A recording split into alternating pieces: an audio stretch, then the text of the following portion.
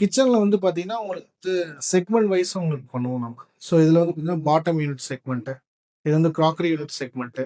So இந்த பக்கம் வந்து பார்த்தீங்கன்னா, உங்களுக்கு வந்து லாஃப்ட் யூனிட் செக்மெண்ட் சொல்லுவாங்க. ஸோ இது வந்து உங்களுக்கு பார்த்தீங்கன்னா, பேண்ட்ரி யூனிட் செக்மெண்ட் சொல்லி சொல்லுவாங்க. பேண்ட்ரி யூனிட்ங்கிறது கிராசரி ஐட்டம்ஸ் வைக்கிறதுக்காக. இங்க நம்ம கிச்சன் ரூம்ல பார்த்தீங்கன்னா, நம்ம வந்து இங்க ஃபோல்டிங் டேபிள் கேட்டாங்க. ஸோ கஸ்டமர் பார்த்தீங்கன்னா, ஃபோல்டிங் டேபிள் கேட்டாங்க. நம்ம இந்த மாரி ஃபோல்டபிள் நம்ம பண்ணியிருக்கோம் நம்ம.